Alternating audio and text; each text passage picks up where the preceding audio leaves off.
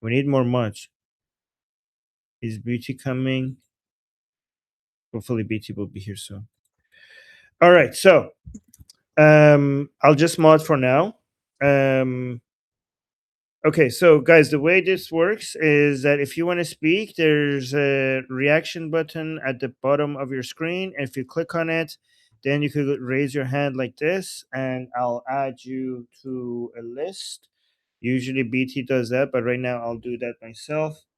So here, I'll go here. I saw Dingleberry raise his hand. Anyone else wants to raise their hand? I saw, okay, Giovanna.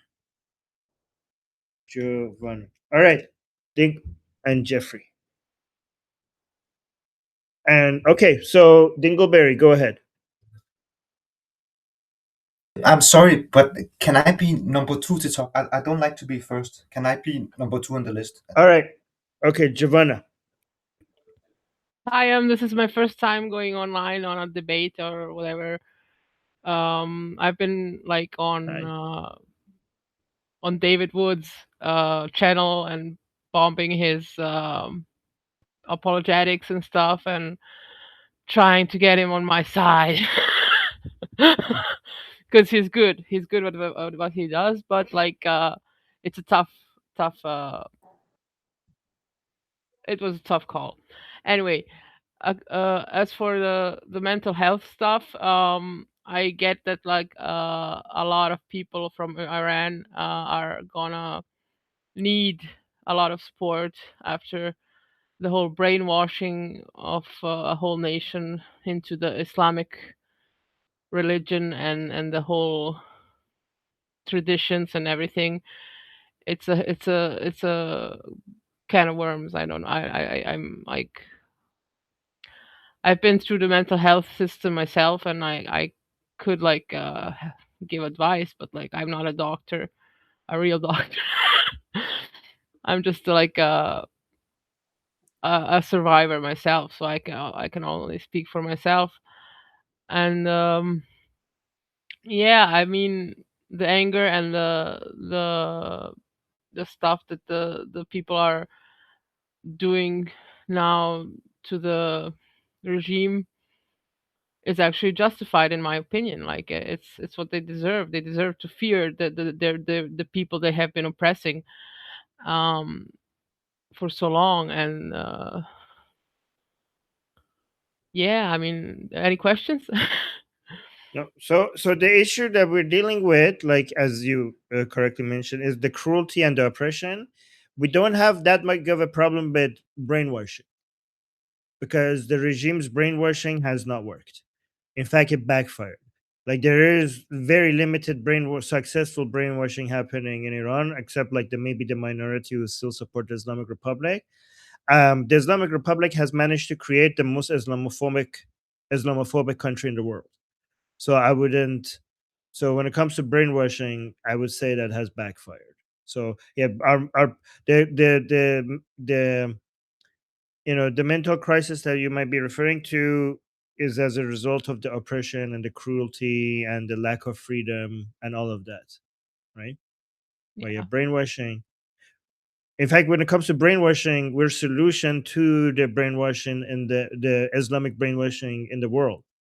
I very much expect that once Iran is free, Iran is going to become um, basically the main base of operations for anti-Islamic and a war against Islam, right? And I think like a lot of countries who used to see Iran as a solution to Islamic radicalism are now going to see Iran as a funder of Islamic radicalism, are now going to see Iran to be their main threat, ideological threat.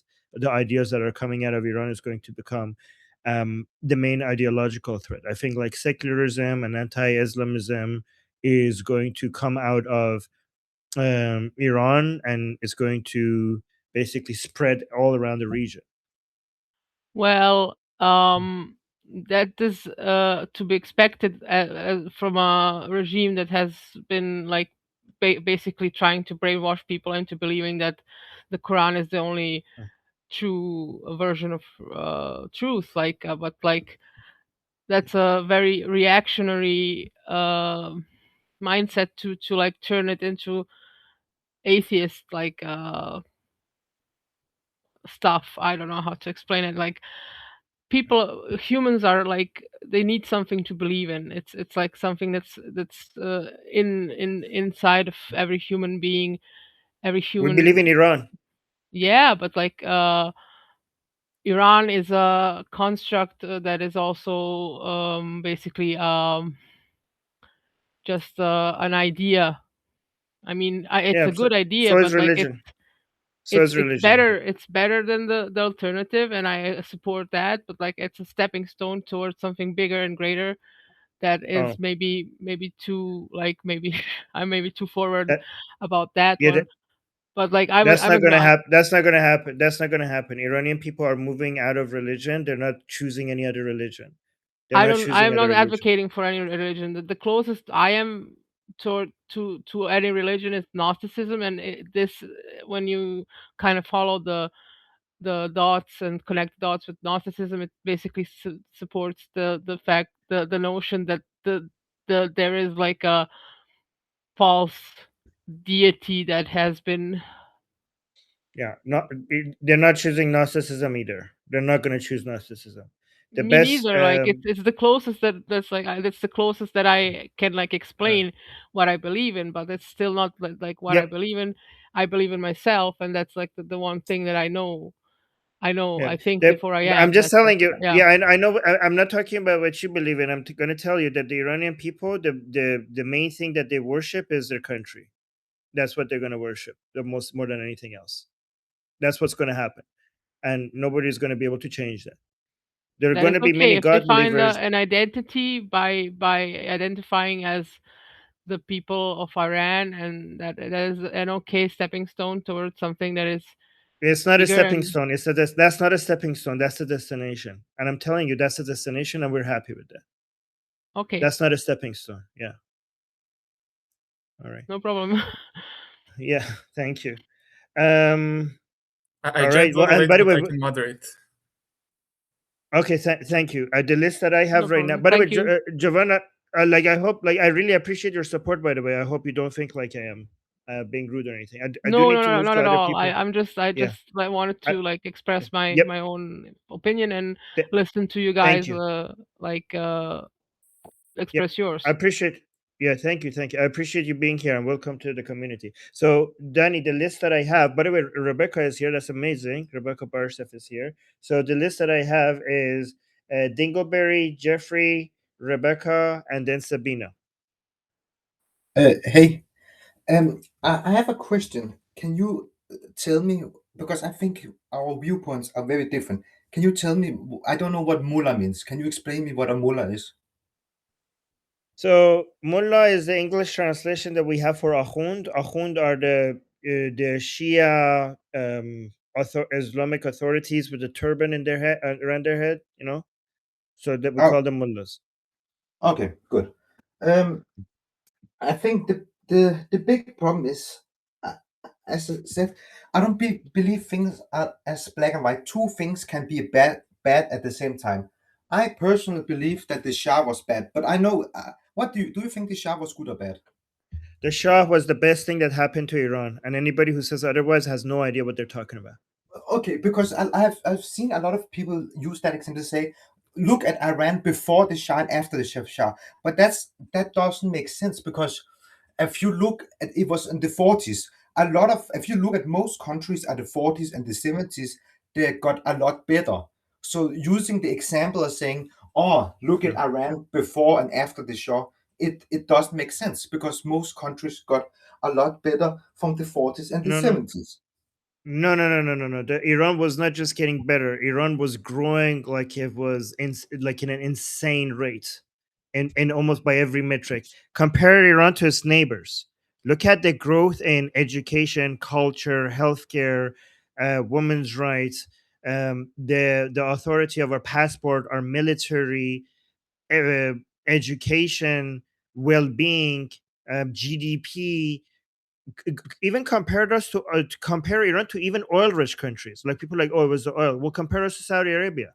The level of growth that we were having was astronomical, and it was because of the Shah's insistence on modernization, education, and investment in culture.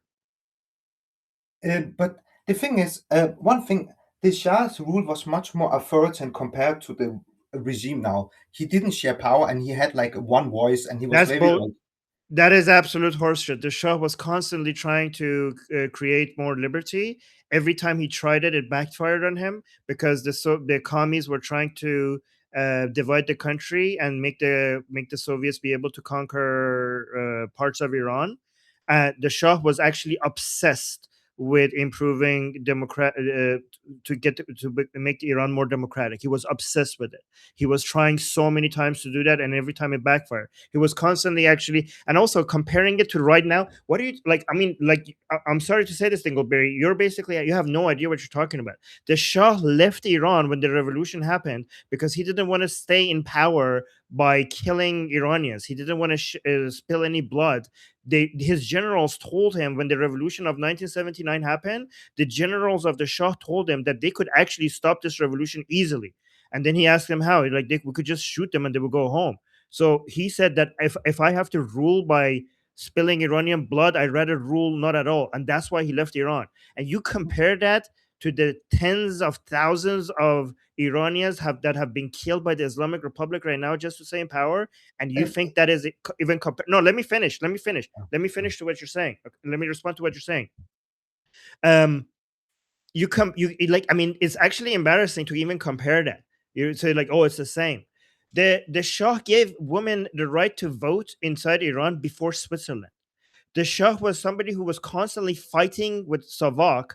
I mean, I actually think SAVAK was on this point more correct than the Shah himself, but the Shah was constantly on the phone with SAVAK trying to get this different prisoners released, and the SAVAK was refusing his order because the SAVAK is like the CIA or Mossad of Iran at that time. The SAVAK was telling he said, like, they literally told the Shah that, Your Highness, you don't have the authority to release these prisoners. We're going to keep on hold on to them. Like, go look at the condition of the prisoners back. Like, people who would throw grenades in crowds got 2 or 3 year sentences with like amazing conditions in prison.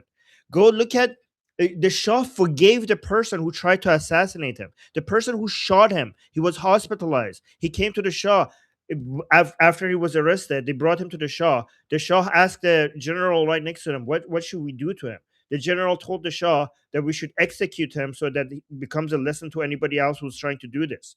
And the Shah said, "No, I'm going to forgive him. I'm going to set him free. Set him free. Not even keeping him in prison." And that man became the greatest fan of the Shah after that. Like, it's absolutely ridiculous. The Shah asked SAVAK to come up with a report showing to see what happens if they have completely free elections. See what happens, because he wanted to have complete free elections. And the Savak wrote a report to him showing him that the communists are going to win and the Soviets are going to take whole parts of the country. And the Shah was angry with Savak for that report, saying that you're trying to make me into a dictator. The Shah was angry with his own intelligence because of that report. The Shah was somebody that when he actually allowed the democratic process to take place, the Mossadegh came into power, and he, against the constitution of Iran at the time, did a coup against him, trying to remove his from power and basically grab all the power for himself. So this was his experience with democracy. This is why his understanding was that maybe he's not going to be able to make Iran completely democratic during his time, and he said that maybe hopefully during my son's time we will get there. And then he was focusing on education because his understanding was that maybe, like, for democracy to work, we need to educate the population. So that's why he was obsessed with building schools and universities. That's why he went into the farthest villages in the country, sitting in a village. He would sit in classes watching teachers teach to elementary school students, just to see how good the quality of the education is. He paid university students with government money. He sent them to Europe and America to learn the best practices so that they could come back to Iran and build the country. And instead of bringing, some people brought their skills, like my father, for example, but many people came back with communism, which made things worse. Like they went to the West, went to Europe, went to America, and from their universities, they brought back communist ideas back to Iran. So instead of being grateful to the Shah, they turned against them as a puppet of the imperialist West, which is ridiculous. By the way, Jeffrey, you wanted to add something to this? Can I Yeah, I'm like chopping at the bit, buddy. can I say okay. one can I say one thing? Go ahead, then I'll tear it apart. Uh, Yeah. but when the Kurds and the Azerbaijani want still authorization, still governance, because they were second class citizens, they had no land Bullshit. in the Bullshit. they got Bullshit. Bullshit. Can I That was jump in not the on this? Kurds and the Azerbaijanis. That was the separatists that he justifiably crushed because they were trying to tear the country. He was not oppressive to the Kurds. He was not oppressive to Azeris. He was justifiably came down hard on the separatists from those regions because they were trying to secede the country, and he kept Iran in one piece, and good on him. but he no but he was a kind of a sellout. He sell out his country, and you cannot No, use the thing what the about fuck are you women. talking about? He never sell. No, no, no, bullshit. He never sell. Can I- He actually stood to. No, when did he once sell out his country? In fact, he stood for his country. What are you talking? When did he sell his country? Give me one example. What do you mean? The oil prices, and he let the other people That's interfere with the exactly when he government. didn't sell out his country. He stood, even though he was a major ally of United States, when the Americans were trying to bully him to reduce oil prices, he refused. That's exactly an example for him having not being a puppet, even though being a strong ally of United States, not acting like a puppet. He would cooperate with Americans, but he refused to reduce oil prices at the demand of the Americans. So that showed that he had a proper balance. That's actually a great example for him not being a sellout to the Americans and defending what was in the best interest of the Iranian citizens. That's actually an example for me. But another Can I, example is you say can I a jump lot of in? people say Let's go to Jeffrey. Let's go to Jeffrey. You keep saying Yeah. Dingleberry. You refuse to be educated. Every time I basically destroy every of your points, you're like, but, But I and have you don't, one. I you have don't. one good No, example. hold on. I'm talking. Hold on. Go ahead. You don't admit that like after I correct you every single time, you never accept that. Okay, sorry, I was wrong about this, and you say but, and you pivot to another wrong position without admitting that I corrected you on every other point that you brought up. Because that's you keep pivoting to something new and like but, and you say something else that is absolute bullshit. Let's stop listening to your bullshit and let's listen to what Jeffrey has to say. Jeffrey, go on. So yeah, I'm going to predicate this response. I'm pretty sure the reason why Armin is getting reasonably, understandably upset is because a lot of the questions you're asking, which are based on historical like revisionistic history, is very much synonymous with a lot of the moral flattening you see from mullah aligned elements in the red green alliance. And it very much smacks of, or is the evolution of, the thematic elements that define the socialist or pro Soviet elements that comprise the red black alliance that directly underwrote the insurgency that took down the Shah and destroyed the Shah's bold attempt at moving Iran away from a feudalist system to one of tolerant modernity. So, with regards to how, like, we're going to go bit by bit. If you apply a framework of maximum consequentialism, meaning how you do the most good for the most people, prior to the Shah, Prince Reza Pahlavi's father, Iran was very much a feudalist system in many ways. And so His Highness the Shah, Reza's father, initiated something called the White Revolution, which was actually like a hallmark of tolerant modernity and development throughout the Middle East. You had women who were able to vote. He actually broke apart monopolies in land and allowed socioeconomic mobility of small farmers. He pushed for a school program, including making sure kids were fed. He sat there, like, literacy jumped up to 97%. his pursuit of nuclear power was legitimately civilian because he wanted to bring Iran into the 20th century.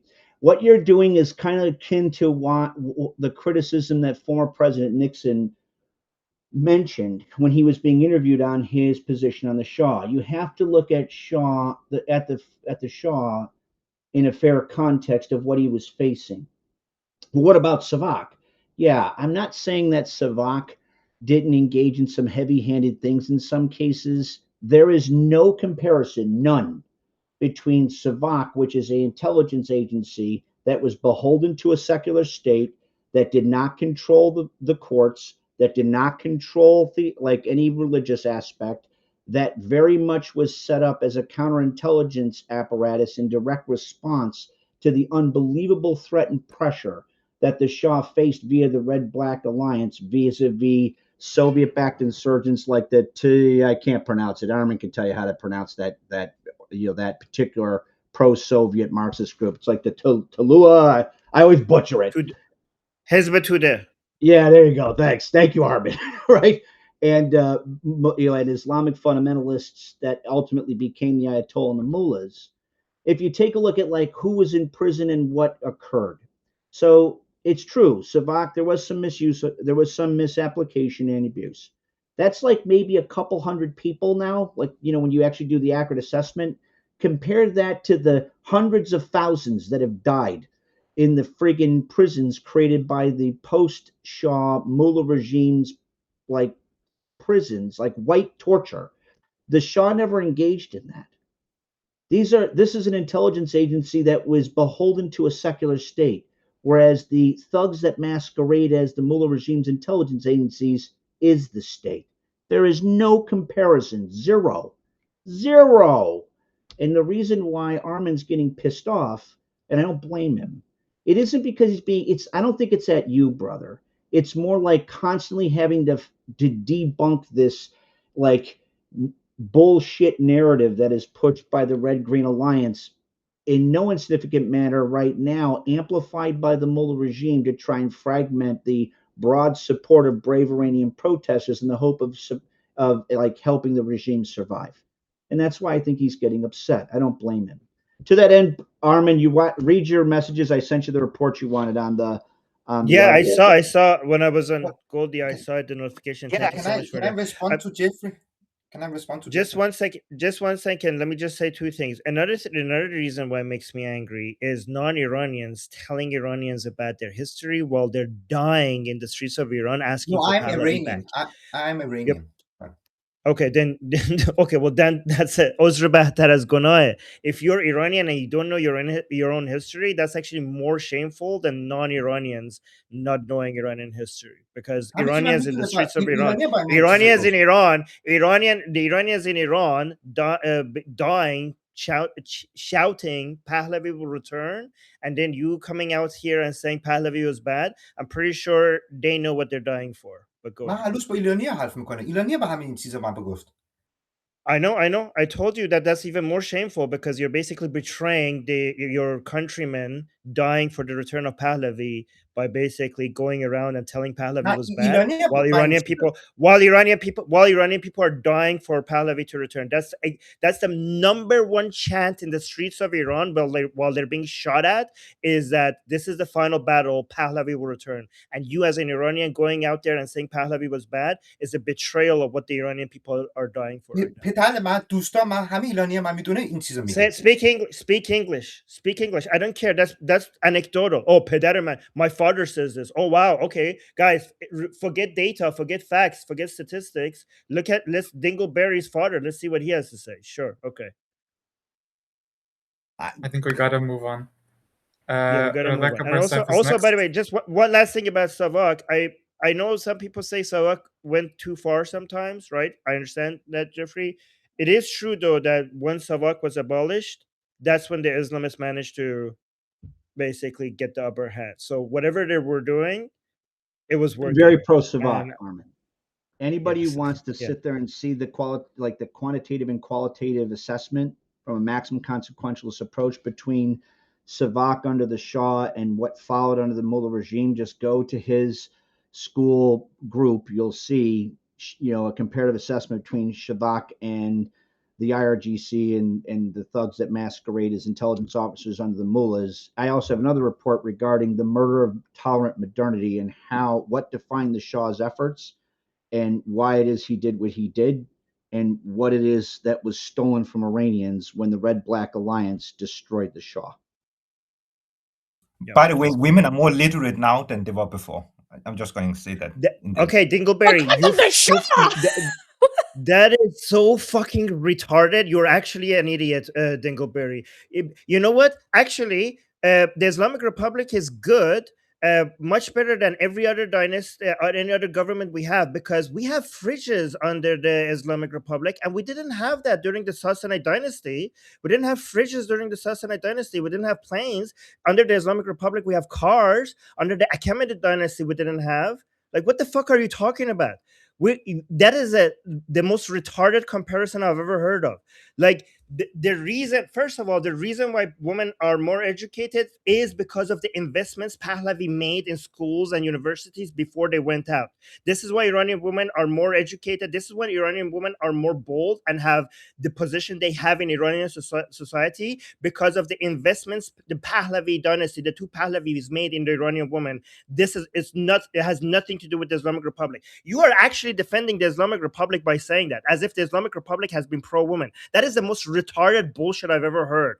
You are a defender of the Islamic Republic, and you should be ashamed of that. Fuck you. Let's move on. Rebecca Barsef is next.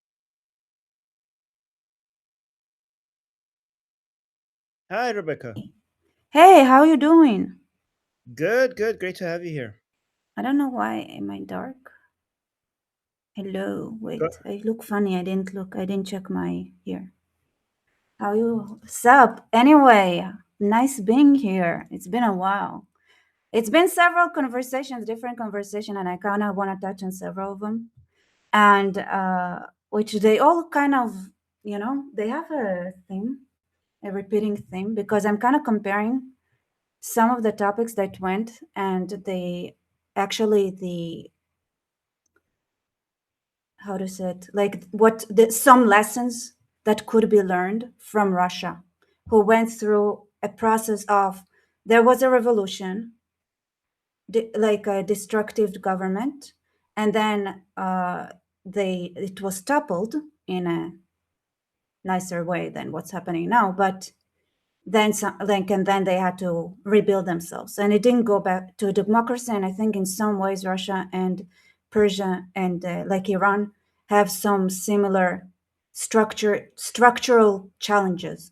First of all, like, I want to touch on the brainwashing thing. I want to say that brainwashing is not necessarily just religion, and when it comes to the Russians, for example, one of the brainwashing that still is apparent to this day is the fact that Russians believe in their hearts that it doesn't matter kind of what they do.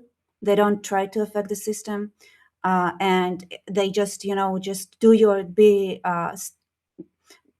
business, and just do whatever is in your business, and that's it. So it's like something that stayed culturally, and it's not religious, but it's like so hard, like a hardwired to believe that, first of all, the scope of influence that you have is limited no matter how much you try, and then just to just keep your nose down. It's just hardwired into their, like, it doesn't even have to be true. It's just the way they now like inherently believe things are, right? And it affects everything. And the other thing I want to touch on is, so I'm gonna actually jump to the woman thing that also reminded me that after the communist revolution, there was this quick introducing education and literacy to the entire population in Russia. But the truth is that the infrastructure was made during the Tsar's time, and the communists didn't contribute anything. They just were the ones to get the credit from what was already being set before that. So that was also something that people bring, is like, okay, so I want to just clarify that just like the Islamists, the communists did not do anything that was good. Not even a little anything. So, and the other thing I want to touch on. So what is interesting about Russia and Iran is it is a big country, and it is multi-ethnic, and it is multi-ethnic large country that is codependent because of the geographical structure of the area. Meaning Russia is the size it is not because these people want each other, but mostly because it is geographically obligated to be that. So it has a geographical tension that pushes it to those borders. And in Iran, there is something rather similar that's happening.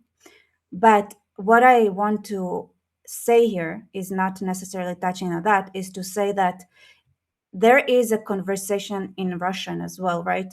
And in the Kafkaz. So I can tell you that like the Azeris from Azerbaijan, and I think I texted you about it, Armin. It's very interesting to say what they have to say about the Azeris that are in Iran, right? Because the Azeris in Azerbaijan, for the most part, don't view the Azeris in Iran in the most flattering light, to be honest. And there was a podcast like with the Georgians, right? And it's in Russian, so it's a whole world. And it's very interesting how the Azeris in Azerbaijan, they were describing how the Azeris in Iran infiltrated the government, basically in every iteration of governance in Iran, and how they did that to basically not do things in favor of Iran. And that even now, that sentiment still exists. Okay, so let me go through the things that you mentioned. So interesting regarding the brainwashing point in Russia. I think in Iran we're not going to like brainwashing regarding thinking that they cannot make a change. I think in Iran we're not going to have that. That hasn't been effective either. So the religious brainwashing hasn't been either. But the idea that you cannot change your destiny, obviously, you could see by the number of people who are dying to change the destiny in Iran. Can I just say the That truth about that? let Like, me just go through them. like Okay, the go. desperation level is really high as well in Yes, Iran, yes, and the genocide was planned in the summer anyway. yeah, let me just go through the points. Yeah. Okay, so they based on my impression of what the Iranian attitude has been for the past couple of years is a huge belief that we will be victorious and we will change our destiny, right? So Mhm. if there was an attempt that this is it and you can't change it, I don't think it has worked in Iran, that level of brainwashing. Um, yeah, with regards to women, by the way, you're very correct. Like the I think the position of women in Iran during the Qajar dynasty before the Pahlavis was worse than Afghanistan today, right? And imagine Iran now, women in Iran have a stronger position in society than women in most other societies, even stronger than in some, Western societies, right? And that's all because of Pahlavi. That's all because of Reza Shah and Muhammad Reza Shah. And the fact that even under the Islamic people are like, oh, under the Islamic Republic, women thrive. The Islamic Republic did everything in its power to put women into their homes, everything in its power. The fact that they failed was because of the investments of Pahlavi, not because of what the Islamic Republic was trying to do. And with regards to the Islamic Republic, there is one good thing that the Islamic Republic has done. One thing that I think we could appreciate the Islamic Republic for. They now realize that they need Pahlavi. I think the Iranian people were not at before the Islamic Republic didn't understand how grateful how they should be for Pahlavi. And I think the Islamic Republic has made them realize that. And I think that's the only good thing that the Islamic Republic has done. Oh, the second good thing that it has done, actually two things. Iranian people now hate Islam because of the Islamic Republic, so that's another good thing that the Islamic Republic has managed to do. With regards to the multi-ethnic nature of Iran, in Iran, the ethnic identity has become less and less important in favor of the national identity. and and usually, so the people with, separatist mentalities, like a lot of people talk about the Kurds, even though among the Kurdish population that's like a very very small issue, uh, but it might be a little bit higher in Azeris, but it's still a minority. It's still a minority, like a small minority. Yeah, and the So northern ones don't want them, for the record. yeah, good. That's good. We It's like want them. something they keep They're repeating. they're ours. They're ours. You can't have them. Because We're it's grateful different for with having. The Kurds. The Kurdistan wants the Kurds in Iran, but the Azeris don't want the Azeris in Iran. Yeah, well, the Iranian Kurds, the vast Yeah, majority yeah, of I Iranian Kurds understand. are Iranian first and Kurdish second, and they are proud patriots of Iran. And I mean, like we have ancient bonds with each other. Like we might have different ethnicities, but we share really, we share the same legends, we share the same history, we basically share the same symbols, and our national bonds are stronger than our ethnic identities. Yeah, it is Mm. very similar in Russia, I want to say. Right? I said it like Mm. to say, like, not always the ethnicities are 100 with each other, but it's the Russians is way stronger than whatever like other identity they have Don't still. Okay. Don't know much about But Russia, so I'll just take your word. so, but it's just interesting, and I want to also just add a caution, right? So when I gave the Russian example, I didn't say it that because I think this is what the Iranians have. It's that every culture has a point of weakness, and that weakness gets exploited in cycles. For the Jews, for example, is the Jews struggle with structure and systems. So building like an infrastructure and systematically working and having clear like organization, that's something that that is the Jewish struggle Okay. that repeats itself. So it could be that in Iran there is something else that could you should be addressed, and All right. it's something to brainstorm on, just saying.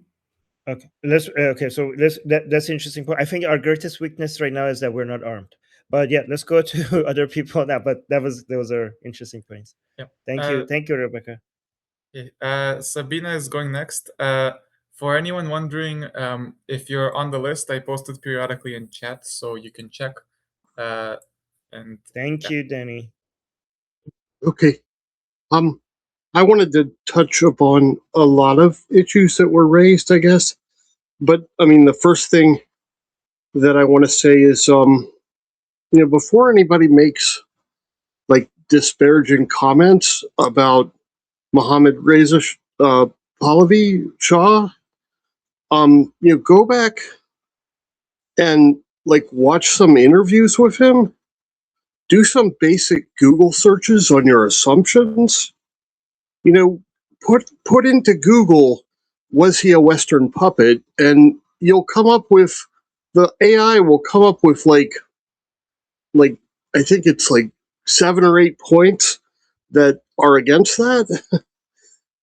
And I lived in Iran under him, and I had, just because of all the discussion, I had a conversation with my mother recently about it. And, one of the things that she brought up, one of the first things she brought up is some of the points that Armin mentioned, that, women were involved in government, that women were, receiving, higher education, that, and, over there, they didn't want Americans to drive. Like DuPont, that had us over there, didn't want Americans to drive. So we had Iranian drivers. And my mom, said that all of the Iranian drivers were, pretty pro-Shah, and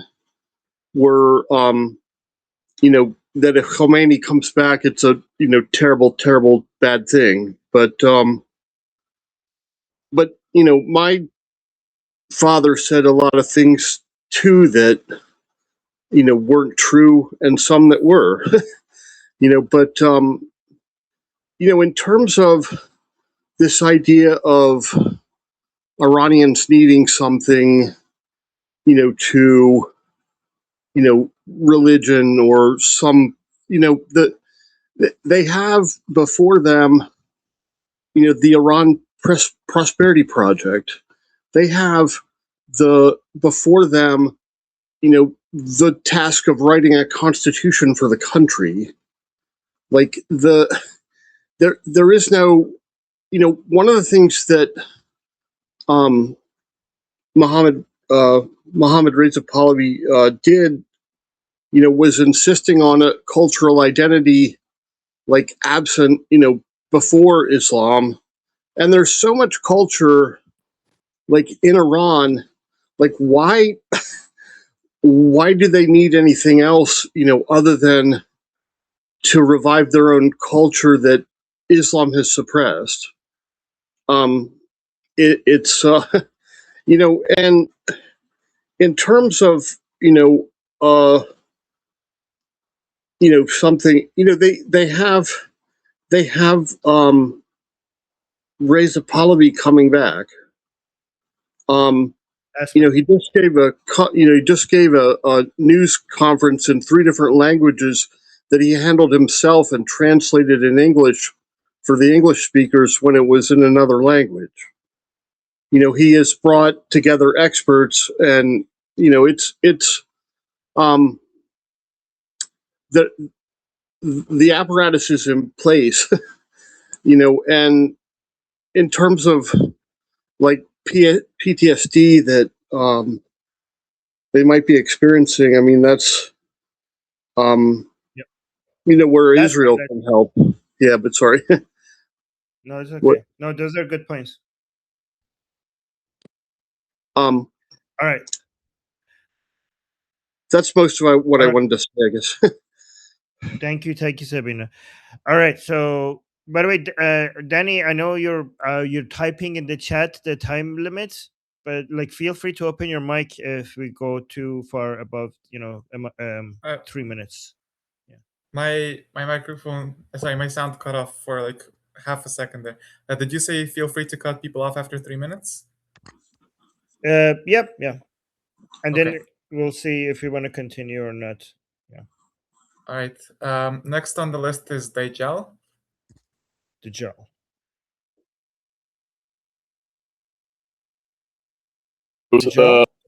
Yeah.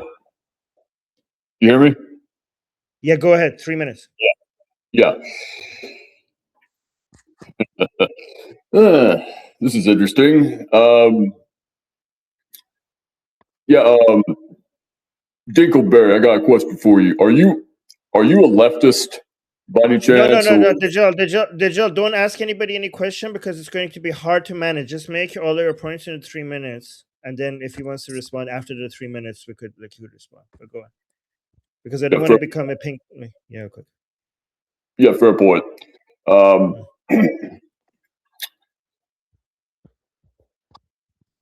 Actually, I'll just I'll put myself at the bottom of the list and see where the conversation goes. Actually. Okay, sounds good. Yep.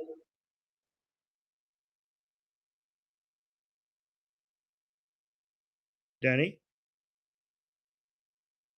Next on the list we have Nicholas. Nicholas.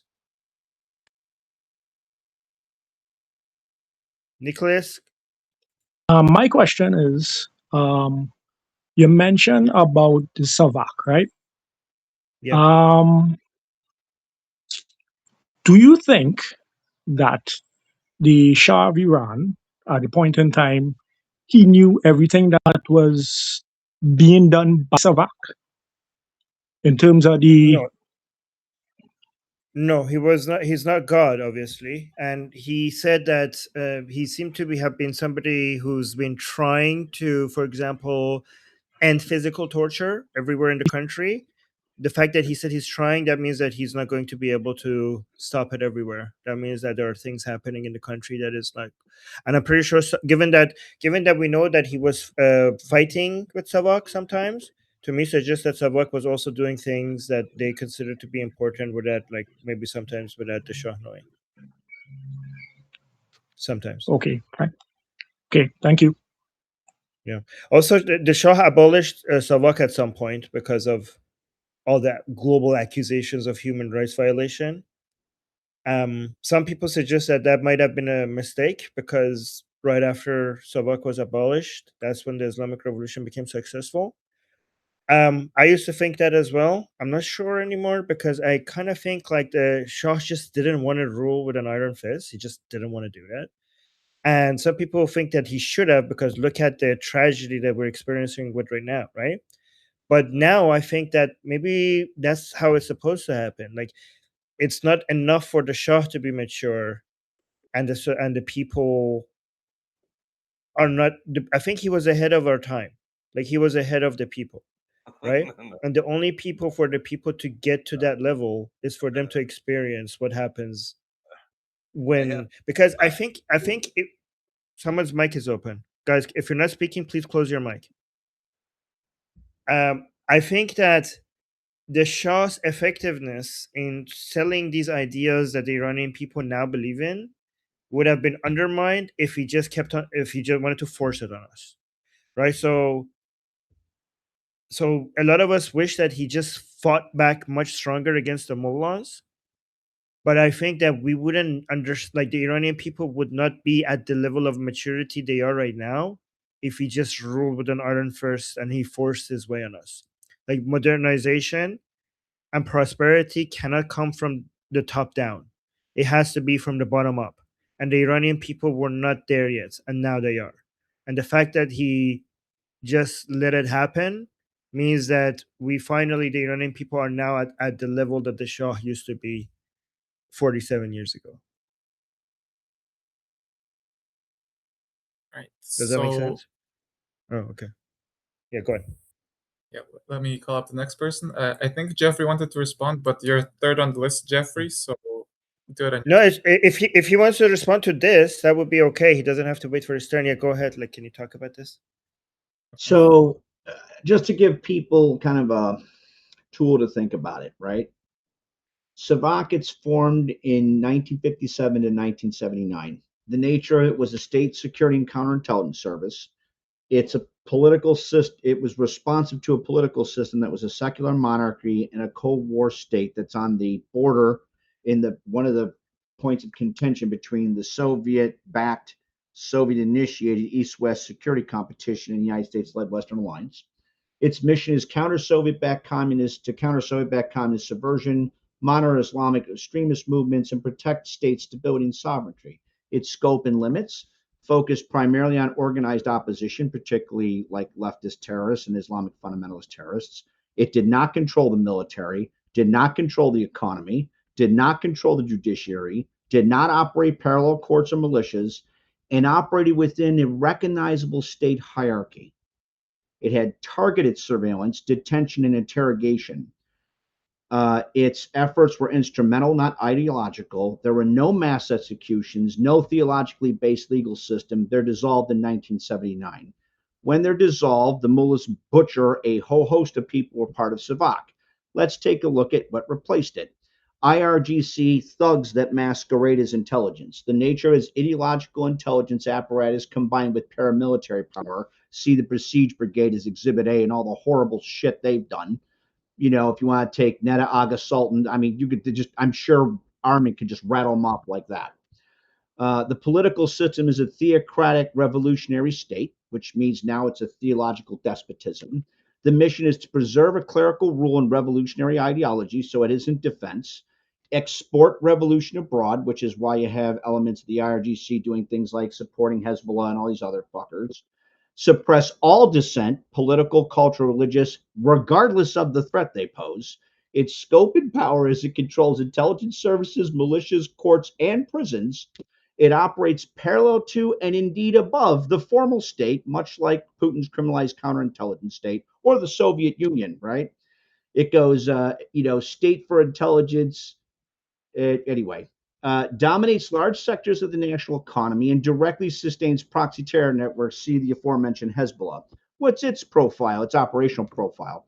Systemic torture, including white torture, mass arrests and executions, criminalization of religious offenses, and apostasy and blasphemy, mostly by killing people. collective punishment of entire families, and public terror used as a deliberate policy. So why did I go through all that? One of the lines of effort pushed by the Red Green Alliance, which is very much the contemporized version of the Red Black Alliance that served to undermine the Shah, is to try and engage in this bullshit moral flattening and or a false moral equivalency between SAVAK and what exists today. There is no fucking comparison whatsoever, goddamn ever, not in any way, shape, or form. And one of the operational motives underpinning that is to try and fragment the support of the brave Iranian protesters right now in the hopes of trying to survive that regime. I promise you, that regime is dead no matter what these fuckers do. Hila wanted to say something short, and also I think Eric Davis. Yeah, guys, the list is very long, so try to, if you're adding a point, make it very, very short. I want to say that any force that is like Mossad, Shabak, all this, whatever, they all make mistakes. Sometimes they use unnecessary force to people that don't deserve it. And it's, it's just because stuff are complicated and not always right or wrong. Some cases just are sad and tragic, but it doesn't have to be an example for everything, even if you find extreme examples, and you will always find. So that's it. Can I go? Great point. Go ahead. Hey, as far as I'm concerned on this issue of SAVAK, secret police stuff, number one, kind of keep in mind, like in Egypt, al-Sisini fighting against some other Muslim Brotherhood. You got the Saudis fighting against the Muslim Brotherhood. All of these people are nothing. They all operate these nasty ass secret police forces. They go out there, and basically, I don't care what it takes to take them down. If we have to bring SAVAK back, then bring SAVAK back. We have got to take these people down.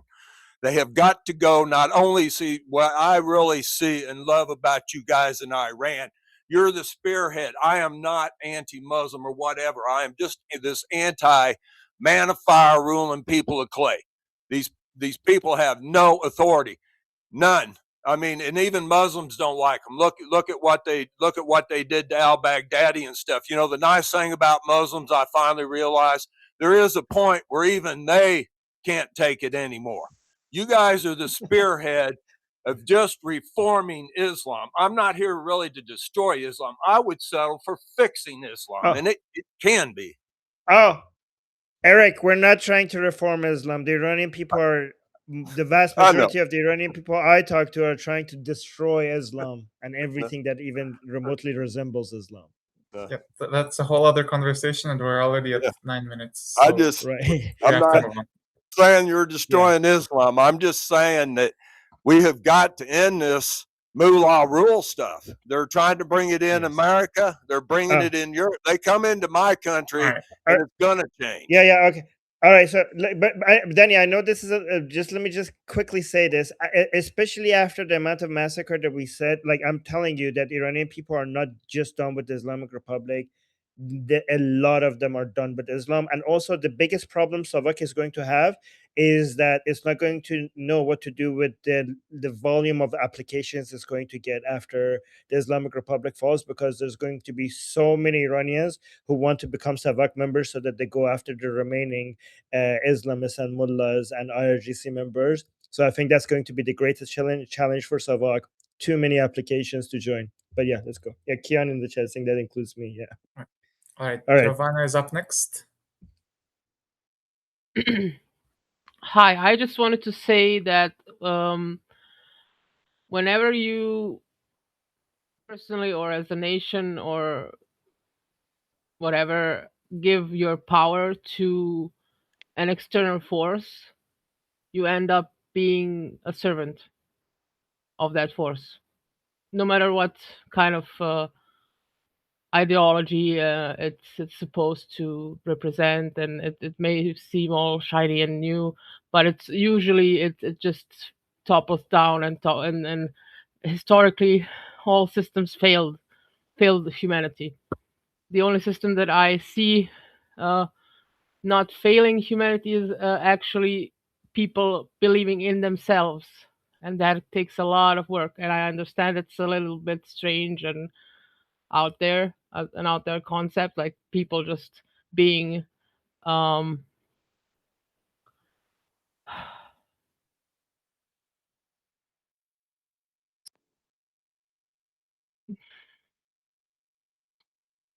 I don't know how to say that. Like English is my third language. I don't speak like I'm not like a native English You're speaker. doing good. We understand you. Good, but like the the whole idea that I personally represent is that like all systems are eventually doomed to fail because they concentrate and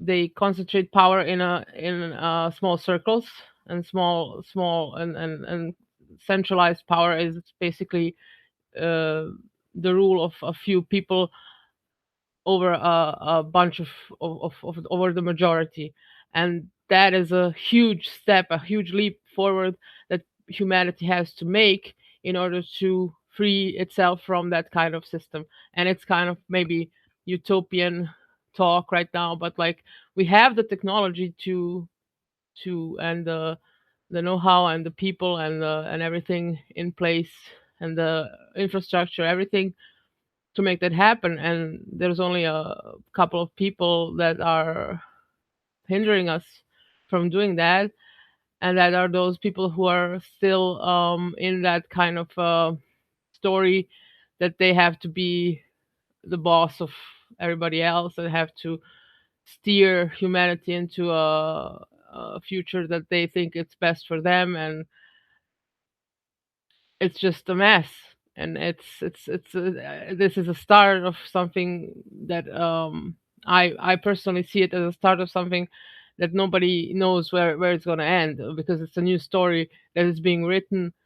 And the rejection of Islam and other religions is a stepping stone towards actually humanity believing in itself for once. That's all I wanted to say. Yeah. Jeffrey wanted All to right, say something quickly. no. Can I first respond to that? Because, like, before Jeffrey, first of all systems don't fail. Many systems have been proven to make people's lives better. Right? All systems don't fail humanity. There are many systems that we could empirically show that have been very, very successful.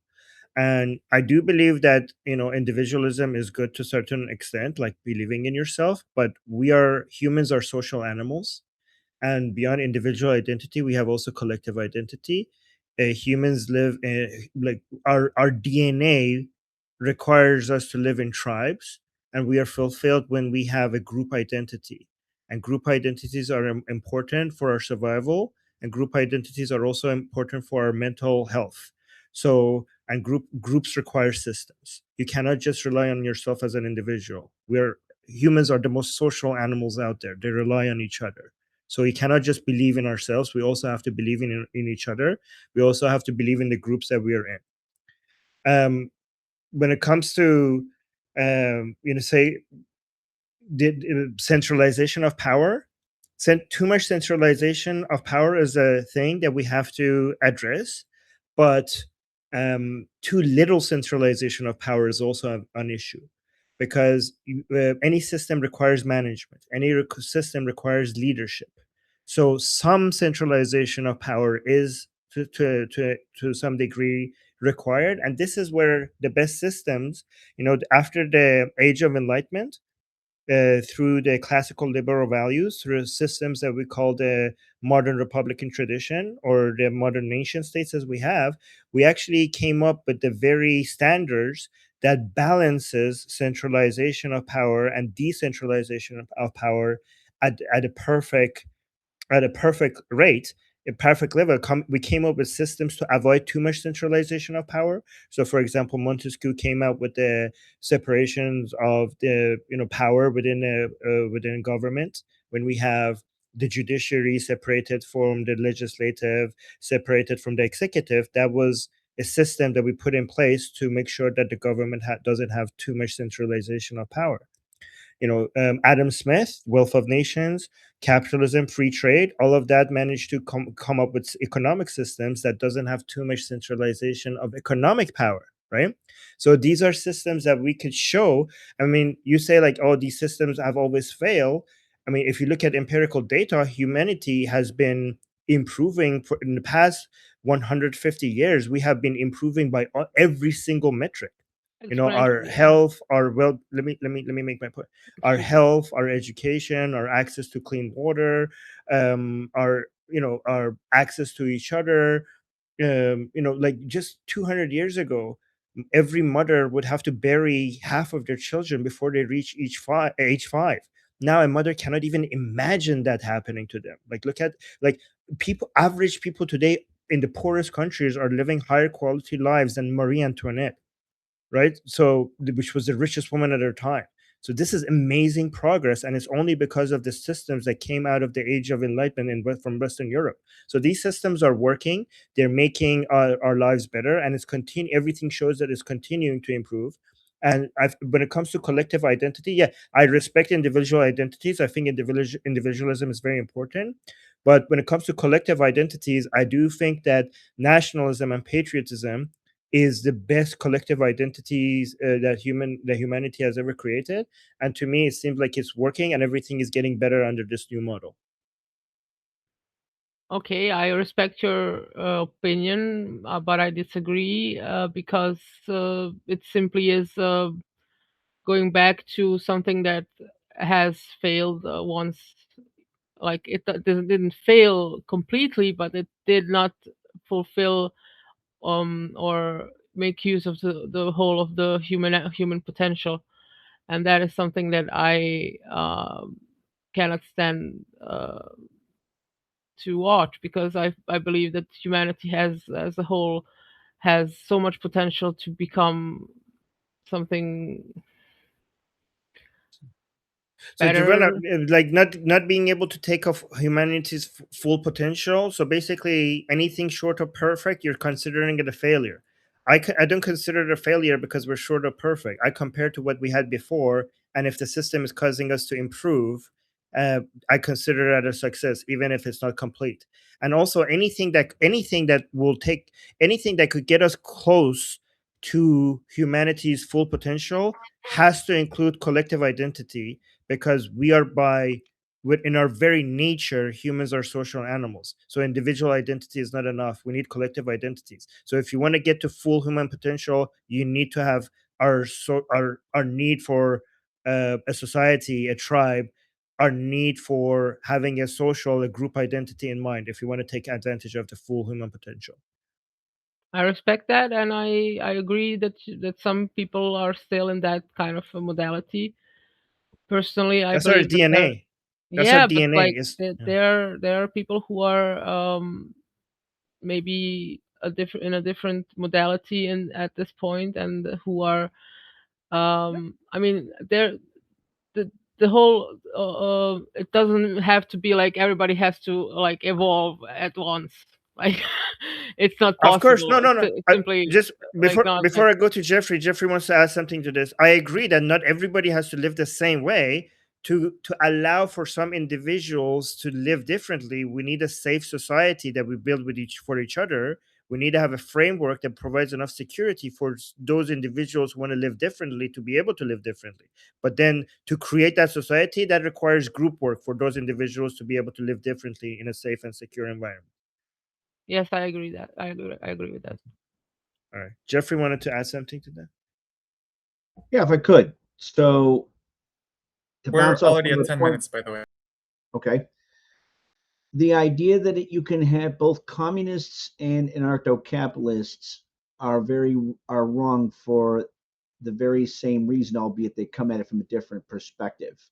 You're always going to have hierarchy and order. That's actually it's called emergent order. It's based on two realities: the law of unequal growth and the law of demand. The law of unequal growth says that each actor, because of its own inherent capabilities, luck, right? Grows at different rates than other actors in this system. And the law of demand says the larger the actor gets, by definition, more demand it makes on the system. So the issue isn't between order or no order. The issue is what type of order exists, right? And so to bring this back to what, like, a lot of the to push back against the false moral flattening that exists, there was order under the Shah. That's true. That is night and day. The Shah's bold attempt at bringing Iran from its feudal-esque nature to what would be defined at the time as tolerant modernity is night and day different than the horrific crap that came after the Shah as it's represented by the mullahs. As far as like capitalism is concerned, very good system in most things. That being said, I'm going to tighten this shot group. It's true that the founding fathers of the United States very much supported capitalism. The United States was based on the jealous celebration of the value of the individual. You see it enshrined in all of our founding documents, provided it was also informed by Kantian enlightened self-interest, right? And that's where it's what type of order exists. Even in a capitalist system, centers of gravity arise. So the question is, what kind of order do you want? Do you want one that's like horrible as it's represented by like Nazism or the Soviet Union or the Mullah regime? Or do you want it represented by something like the United States or the Shah or South Korea? Right? Well, All right. personally, yeah. Sorry, I Last just point. last point. I think we have to look towards our imagination to come up with a system that consolidates all that, like all these systems that have been beneficial to humanity, and consolidates it into a system that like can work universally in all in most countries. But an idea. It's nothing substantial yet. So that's like my take. Before we go to the next person, I just want to really appreciate Danny. It's really hard to track doing what and who wants to add a point and what people are saying in the chat. So, and I think like he's missing on the conversation because he's just modding. So I'm feel bad. Thank you so much, Danny. By the way, oh, I saw Rebecca raise I hand. appreciate Thank your you. appreciation.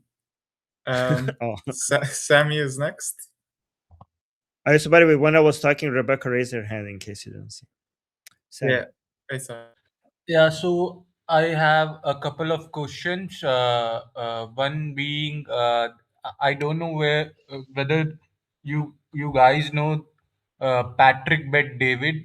He's an Irani-born American businessman, and I don't know why you don't like him, but he's very close to the Trump administration, and Oh, I don't. It's not that I don't like him. I hate him. he says things that make sense to everybody, and He's I believe, retarded. yeah. And Yeah. so what his opinion is that uh, the son of Reza Shah Pahlavi is not a competent leader. Uh, he believes that anybody who Donald Trump has the power to dethrone Khamenei, and if Reza Pahlavi really wants that to happen, he should have some kind of contact. I don't know. What do you think about it? Kindly tell that. And if not Reza Pahlavi, then what? The second question I have is, what would be the effect of liberalization of Iran from Islam uh, have in countries like Jordan or Iraq? Yeah, that's two questions I would like you to answer, All Mr. right. Anand. So first of all, let's for Patrick Bet David, let's look at his record, right? Yeah. He once said that he doesn't understand why Prince Reza Pahlavi when we had the elections in Iran, the election for presidents for the president, he said he doesn't understand why Prince Reza Pahlavi just doesn't go to Iran and participate in the election for president. Do you understand that somebody who says something like that is basically loses all credibility for having any opinion No, but regarding politics yeah. in Iran? Well, okay. No, let me go through the points that I'm trying to make. Okay. Also, please understand the reason why he had Prince Reza Pahlavi on his show, and he was like really like admiring him and everything. And he turned against Prince Reza Pahlavi once Prince Reza Pahlavi was not coming on his show anymore, right? And he actually even admitted that multiple times, like he's not answering my calls. And the reason why he turned against Prince Reza Pahlavi was because he was not getting a response anymore for Prince Reza Pahlavi. So he got upset, he got jealous. Okay. Another thing to show his credibility, that in one of his shows when he was basically demonstrating how Prince Reza Pahlavi is not fit, he showed a poll. I don't know. I think it was on Polymarket, showing to show that the people who are betting, they don't really take Prince Reza Pahlavi seriously. Jason, I'm hearing echo. So they're not taking Prince Reza Pahlavi seriously. So he showed a poll where the question was, who is the next supreme leader of Iran? And he showed that Prince Reza Pahlavi is not even on the list. And he says, like, look, Prince Reza Pahlavi is so not a serious candidate that he's not on the list of this Polymarket question. And which, by the way, I hope you understand how retarded that is. The question was, who's the next supreme leader of Iran? Basically, supreme leader meaning like an ayatollah, like a mujtahid. Okay. And he also said that, oh, it's actually interesting that, what's her name? What's that woman's name with the not Masih Alinejad, the other one? Forgot her name. The one that got a Nobel Peace Prize. Well, it The escapes her name. Venezuelan activist, I believe. Narges Mohammadi. Narges Mohammadi, right, sir. He was like, oh, Narges Mohammadi is not on the list as well. Wow. Okay, so he was wondering, like, oh, so maybe Narges Mohammadi was not a serious candidate as well. Narges Mohammadi is a woman. She wouldn't be on a list of people for the supreme fucking leader. So this is how retarded Patrick Bet-David is. Yeah, I could tell you, Prince Reza Pahlavi is not going to be the supreme leader of Iran. He's not going to be the supreme leader of anything. We're ending the idea of supreme leader, and only mujtahids, ayatollahs could be supreme leader. So that's why he was not on the list. But he was showing that on his show as a way to demonstrate how unserious he is, that people are not taking him seriously. It shows that he doesn't know what he's talking about. And also shows that nobody on his team knows what they're talking about as well. So it's one thing for him to look at that poll and say, like, not understand that this poll is not a good evidence for his point, but it's another thing for his entire research team looking at this and giving it to him, and nobody on his team told him that this is actually a retarded point. That is actually very impressive that nobody told him that, right? Yeah. So, and also, last point is that the Iranian people in the streets are fighting with their lives, shouting Prince Reza Pahlavi's name. There is not a single other name that is being even suggested. It's not like Prince Reza Pahlavi and then somebody else that is less qualified. Prince Reza Pahlavi, it's wrong to say Prince Reza Pahlavi is the best alternative, because to say that suggests that there are other alternatives. There is no other alternative. They don't even exist. And, Patrick Bet-David doesn't understand this. He's also betraying Iranian people. Iranian people in the streets of Iran are dying just to be able to shout out his name. And by being against Prince Reza Pahlavi, you're basically standing against what the Iranian people are fighting for and what they're dying for. Does that answer your question, Sammy? Yeah. So there were two questions. To the response for the first question, I would say he always brings the topic of Iran in his podcast. He's been doing so for a very long time, I believe. And yeah, it's very retarded of him to say who would be the next supreme leader of Iran. That I understand as well, and that's why I asked the question: if not Reza Pahlavi, then who? Then what? Uh, So I get the response. The second question I asked was, what would be the liberalization of Iran from Islam would would lead to, and how would it benefit countries like Jordan and Iraq? All right, so for Jordan and Iraq, first of all, you're not going to have the Islamic Republic trying to destabilize those countries. That's a huge benefit, right? Jordan Yeah. doesn't have to worry about the Islamic Republic sending in its agents try to topple the regime. The Iraqis will not get the Hashd Shabi being funded in their own country, having a like a Shia terrorist group running their politics. I mean, that would still be there, unfortunately, but at least it wouldn't be funded by Iranian gas and Iranian oil. So that's going to be a huge benefit. And when it comes to the Islam itself, I think that a lot of people, in the same way that the 1979 Islamic Revolution caused Islamization all around the region, both Shia and Sunni, so I would expect that the secularization of Iran will basically have the very opposite effect in a similar way, right? Because like the Islamization of not just the Middle East, but also Afghanistan and Pakistan and Indonesia and Malaysia, it was all um, tied to, and also North Africa, it all became amplified because of the 1979 Islamic Revolution. So, if the Islamization of Iran could have that much of an impact all around the region, I think that the secular, especially because I think the Iranian people are going to go out for revenge, right? They're not going to, just in the same way that the Islamists were not content to spread Islamism within the borders of Iran.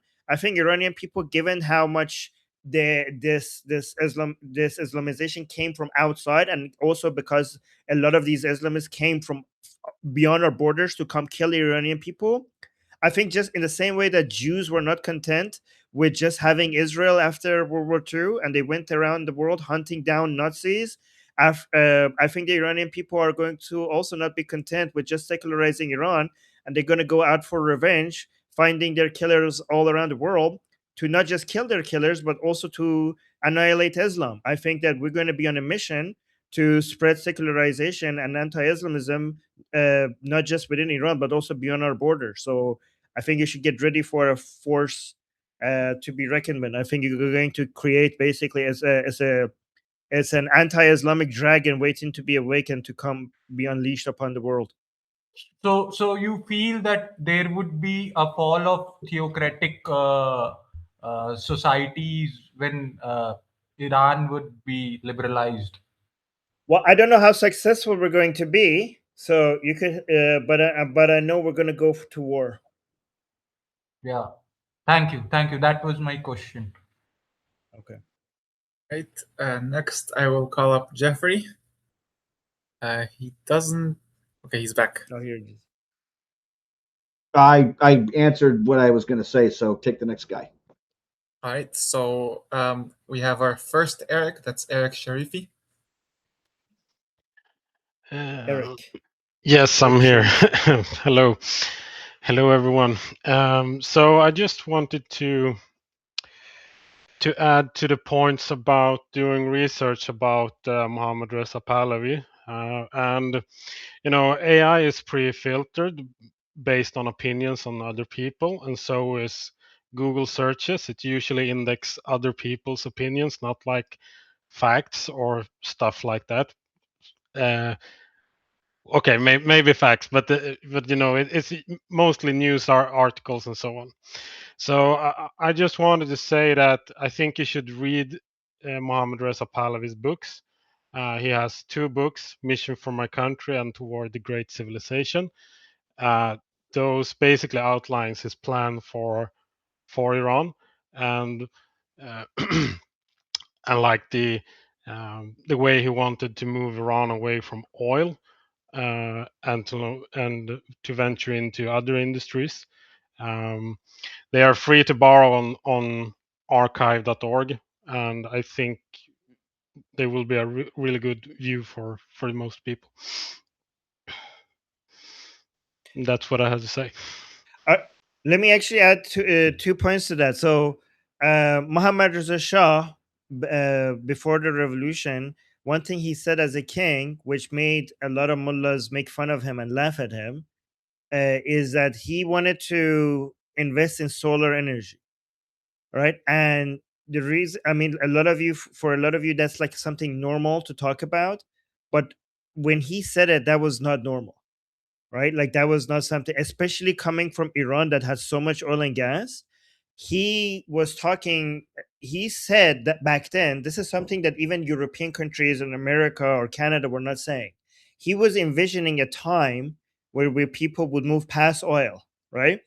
And he says our country cannot just be relying on oil and gas, and he was thinking like really long term, like really long term. And he said that we should be investing in solar because we don't want our country to just be too dependent on oil and gas.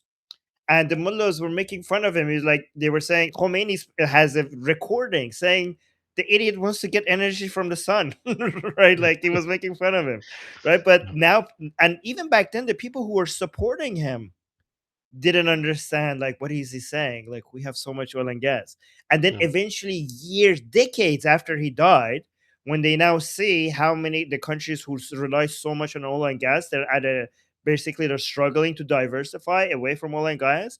So even his supporters didn't understand how ahead of time he is.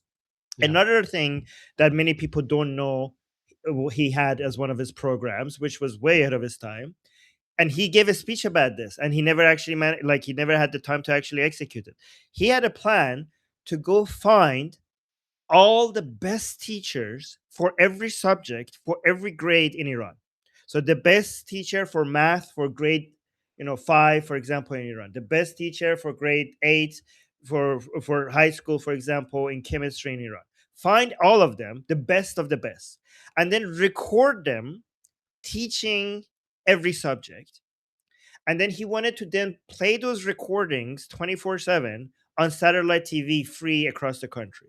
That was the plan that he had that actually never actually was enforced because of the Islamic Revolution. But that was the plan he actually announced at some point that he's going to try to do. Yeah. And also about the diversification, you could add to that. In the 50s, the GDP from oil was 90%. In 1978, it was 35%. So even in those short, like 30 years span, he was able to diversify it, and he would probably do it even more moving into the 80s. So. Amazing. That's good to Also, know. there were plans for 3 nuclear plants. Yep. All right, let's go to the next. So next we have the other Eric, but he's no longer in the call. So we're gonna go to Rebecca Barsef.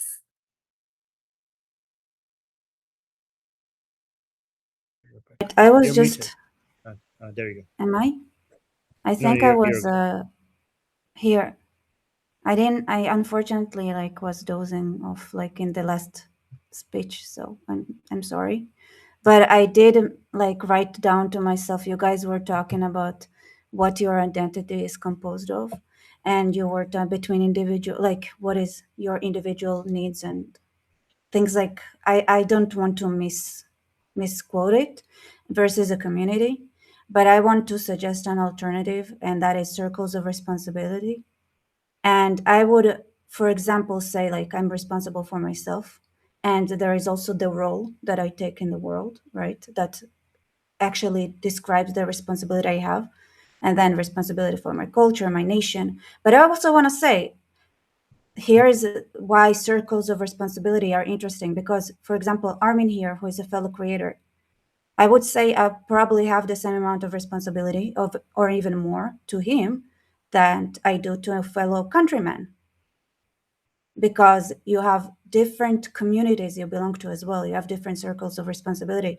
Your role and your position as a doctor, you might be actually more responsible to the doctor, in a certain ways, to the doctor community or things like that are international. Also as a researcher, so there are circles of responsibility that you have, and I think your identity is composed of all of them.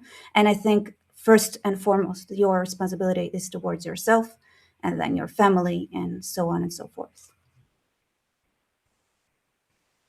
Yeah, I just want to add to, even when you have a responsibility to others, that's a responsibility to yourself, because the best way to get a sense of fulfillment for yourself is in the serve of other people. So even when you're serving your country, your patients, your students, your viewers, at the end of the day you're serving yourself, because the highest amount of satisfaction and fulfillment one could feel individually as an individual is in the service of other people. So at the end of the day it comes back to you. Exactly. So Armin, like, as a fellow creator, like I give you some stuff sometime, you give me stuff sometime. I guess it makes sense. As much as I can. Yes. But you ignored my water warning. I talked to Water like an warning. Iranian analyst on Oh, Tuesday that is the biggest one in Israel, and we both agreed that this genocide was like it was gonna happen anyway, like in the summer. so It was I didn't ignore you. If Rebecca, if you see my phone, you will cry for me. Okay. If you no, a see year ago. the You read number a of year ago. notifications I get on my phone, you will like you will base you will you you will Not feel now. like Now you you say this poor. ignore me, but a Yeah. year ago.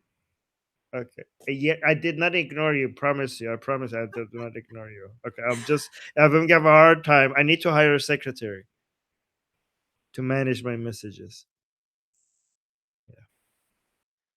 All right, but I'm glad. Here's the thing: now that you're here, I can never ignore you because you come. This is the best way to talk to me. You're No, here, and I can listen to you. find somebody Yeah. and make them talk to you is go into their house. Yes. Okay. See, I don't ignore people. If they want to talk to me, they just come here, and you could talk to me here. There we go. All right. Okay. Move. Let's next person. Next person is Al Ace. Who? Oh, That's me. there you Hi, Armin. This question's for you. I apologize if this has come up in the past, but I was curious because Susie said something yesterday that kind of triggered this idea that in the off chance that after the 100-day plan, that the people indeed maybe reject the constitutional monarchy and just go for republic, what do you think would happen with Reza Pahlavi? Would he actually try to become a politician and run for office, or would he just kind of fade off into the sunset, or what do you think? Okay, let me first of all, whatever the result of the referendum is, we're going to accept that, right? I have a hard time seeing how it could be anything other than a monarchy, because I think, given how people are happy regarding Pahlavi, I think that is going to make even people who didn't want to vote for monarchy to vote for monarchy, right? Like, I think, like, imagine the Islamic Republic has fallen and the people have managed to succeed by shouting the name Pahlavi. Jason, don't open your mic because I'm hearing a lot of background when you do. Just raise your hand and you're going to be added to the list. But in that environment, I think that there's so much, I don't know what it's called, jubilation and happiness and celebration for the return of Pahlavi, that nobody, I think, like, many people are going to, even people who think right now they're anti-monarchists, I think in that environment, they're going to be like voting for monarchy while crying, like from happiness. But again, what we have is many Republicans have agreed that if monarchy is chosen, and like if people vote for monarchy, they're going to accept monarchy. And the vast majority of monarchists have also accepted that if people vote for a republic without a monarch, they're going to accept the result of the referendum, especially given that Prince Reza Pahlavi himself is going to be there. And if anybody wants to say, like, oh, no, they tricked us, this was a conspiracy, they didn't count it well, Prince Reza Pahlavi is going to be the sound of reason if he comes and notices that this was a fair and transparent elections. He's going to say, like, yep, this is the result, we have to accept it. Everybody, most people will accept what Princess of Pahlavi says, right? Here's the thing: when it comes to what Princess of Pahlavi would do, honestly, if you have been following Princess of Pahlavi for the past couple of years, you will notice that if it was up to him, he wouldn't even be king, right?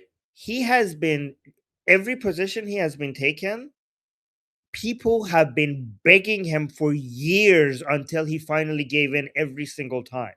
Like right now, the position, like right now, even the position he has as the leader of the revolution and the leader of the transition period, this has been worked on for years before he finally said okay, right?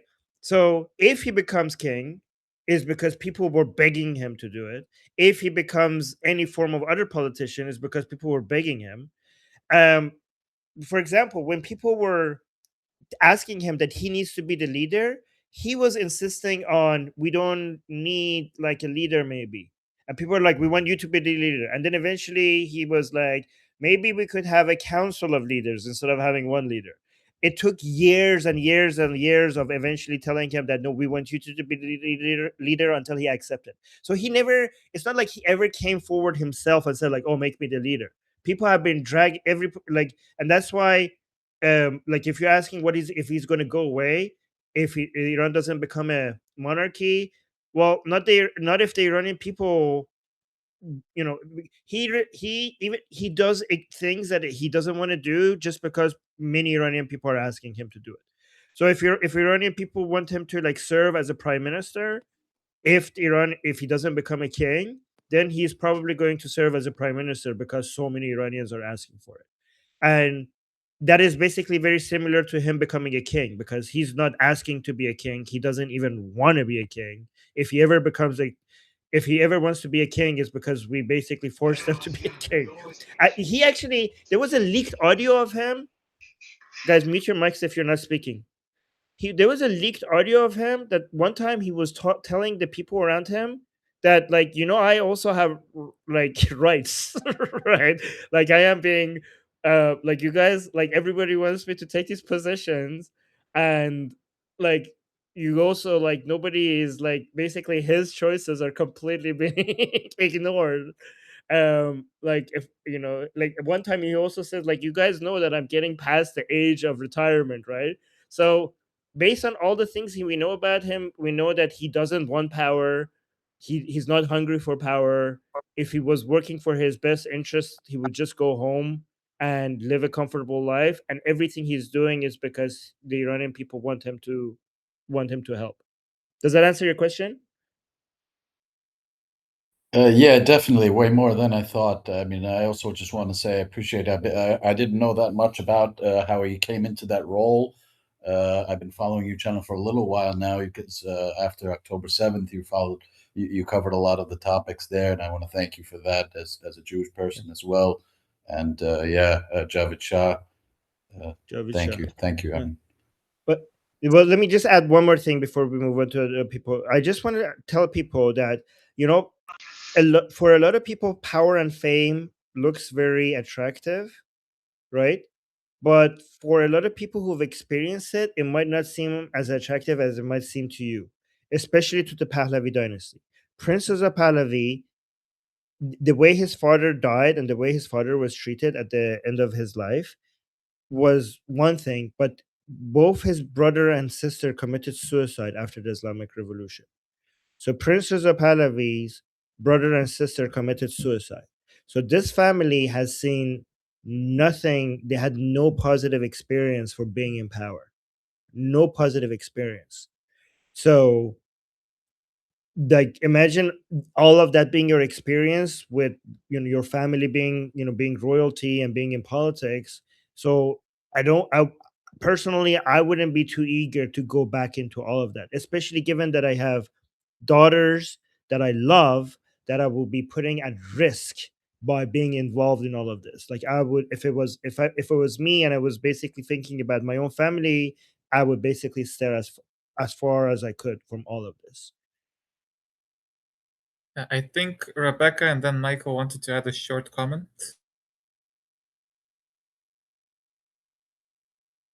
Rebecca?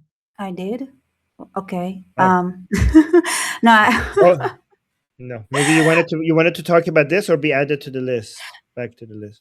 I think no, I think I had a question before and then it just went on and I just forgot about it. But Okay, that's okay. yeah. No worries.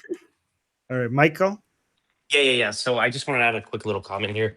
So basically, there's some people that having a monarchy, a constitutional monarchy, for many Americans might seem foreign because in the beginning of the founding of this nation, we fought against the monarchy, right, to basically not have it. But you look at other countries, for example, good examples like Spain, like when Franco died, he handed the power over to King Juan Carlos I, and when he actually got into power, he actually turned Spain into a democracy, what we know today.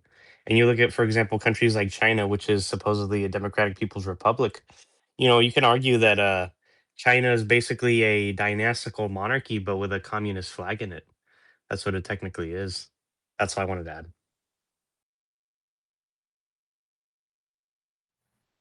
All right. Yeah, I remembered. Okay, go ahead. I Go just ahead. wanted to ask you, right? You watch this Japanese style anime, which Yes. I'm very curious whether it was done by Japanese speakers or if it's AI, like AI I don't Japanese. know.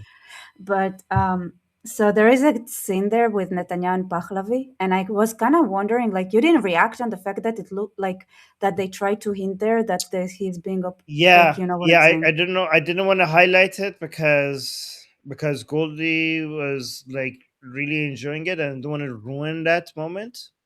Right. But I What did didn't you like think that of part at that? all. I think that was bullshit. Yeah, I think the Iranian people have been like this. It completely dismisses the agency of the Iranian people. And I think that if Israel and America are now becoming more pro Pahlavi, is because they're realizing that the Iranian people are not going to accept anything else but Pahlavi. And basically, they're accepting the will of the Iranian people. It's not the other way around.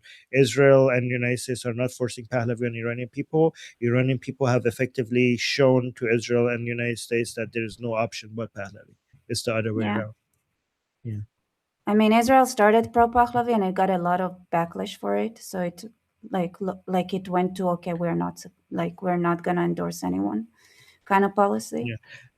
And Originally, then Israel was actually focusing on Kurdish separatists and the MEK, and I understand why they did that, because at that time those were the most organized anti-Islamic Republic groups, and I mean, we Pahlavi was still do not. that. It's just different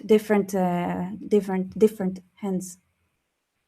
Yeah, but I think But they're not not doing that as MEK. much anymore. I think everybody understands that MEK and the Kurdish separatists No, supporting them MEK is against the interests of definitely not. Israel, because it will basically Yeah. risk the friendship that we could have with Israel, right, in the future. And I think that now that Pahlavi has proven to be a force to be reckoned with, Israel doesn't have to use those other options against the Islamic Republic, because we already have a much better option. Well, Because those the thing is, it was like it wasn't that like it was ever like it. You can think of them as somebody who could take over anything. You just needed people who would carry guns and be mercenaries, Yeah, I and understand that. that they could have played there, but they were. I'm just gonna not say anything actually. No, I understand. I understand Israel, that Israel is not there to serve the Iranian people. Israel's No, it government was is there. for the Iranian people. The assumption was that even if they are the ones like that get the support, they're not gonna get. They won't be able to actually take over or separate. Right? The assumption was that Yeah, I they would understand. be the Okay, ones that that makes fighting sense. in the street right now against the IRGC. That makes Foot sense. Okay. soldiers, nothing Yeah, I by understand. like. Which is, I'm sorry, it's I, like a bit brutal to say how those things work. It's not yeah, so just because you work with someone, it doesn't I mean that understand. you Yeah, it's like basically, for example, United States sometimes actually even worked with some ISIS members to kill Al Qaeda members. Sometimes I understand it's ugly. Sometimes I understand. Yeah. All right. Given that we have about 20 minutes left before you have to go, Armin, should I call up people that haven't spoken yet today? Yes. Yeah. Thank you. That's a Okay. good idea. So next we have Jewish Samantha.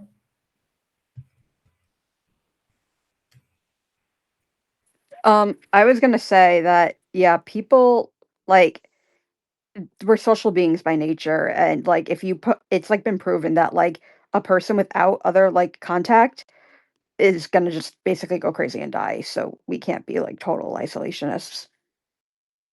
Right. Yeah.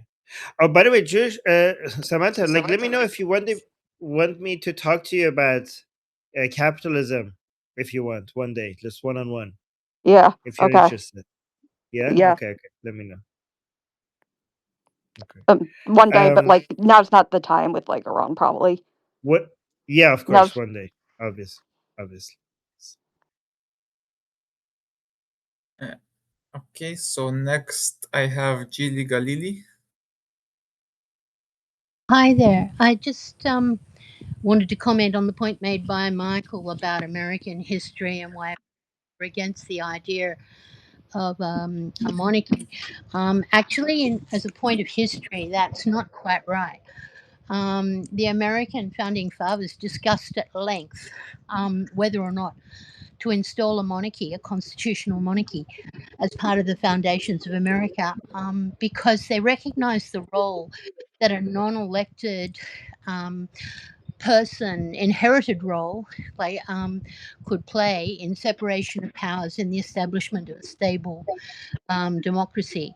And while they rejected it, they considered all sorts of people that they were going to artificially install as a kind of a royal family, which they dropped in the end. But one of the reasons they discussed it so long was because republics had were viewed as being historically less stable than monarchies. So they wanted to sort of they were looking at the possibility of doing both. So historically, and in people who analyze these forms of government, there is it is understood that when you're looking at separation of powers, a non-elected king type role can be a part of a democratic government that can be very stabilizing. That's all that I wanted to add.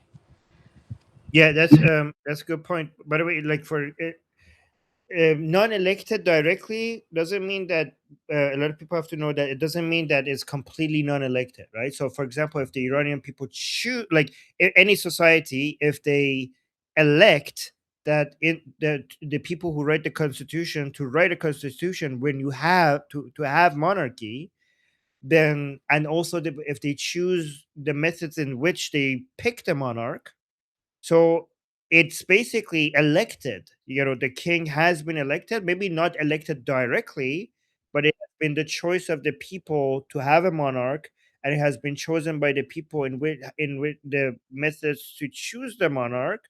So it has indirectly still been elected by the people. So, for example, indirectly elected people in the United States are the Supreme Court judges, right? So those are indirectly elected as well. They're not chosen by the American people, and they also hold those positions until they die or until they give up their position, right? So just because it's a position is not directly elected, it doesn't mean that it's undemocratic, right? And also, we obviously absolute democracies don't make any sense. This is why we have republics rather than absolute democracies, where we have so in republics there are people have representative democracy, and there's limits to majority rule, and the choices are not made directly by the voters. So and there are many different elements within your government that are not chosen by the people, right? So even in the United States is like that. And also, a lot of people have to understand that the power of the president of the United States is higher than the kings of monarchies around the world right now. So, for example, the United States president has more power than the king in the UK or Sweden or Norway. So if we are worried about the king's power, well, the president of the United States has a lot more power. So if there is a non-elected position, that has been elected by that has been indirectly elected by the people, the fact that that person has been not directly elected could be addressed by limiting that person's power and just giving certain roles to it. And also by making, even though it might be inherited, you could still add in the constitution ways to remove the monarch if the monarch is not performing as they should be. So they might be inherited, but still can be removed if the people are not satisfied. You could actually include a mechanism there. And also, when it comes to the definition of a republic, people have to understand that as long as the rule is from the people, rule like sovereignty belongs to the people, you're a republic, even if you don't have elections or parliament or members of parliament or a president or a prime minister. So a lot of times I mention to people that a constitutional monarchy is a republic. But I'm going to say something even more extreme. Even an absolute monarchy could be a republic if the people of a country vote and decide that we want an absolute monarch. As long as the origin of the political power is the people and the absolute monarch is the monarch because the people said so. So if it's not by God, it's not by like blood, it's not by, I don't know, some other things, as long as it originates from the people and the people are the decision maker, even in that situation, an absolute monarch could also be a republic, as long as the absolute monarch can be an absolute monarch when the people decide that it is an absolute monarch. So that's what the republic is: when the people, when the flow of power is from the people towards the state rather than the other way around.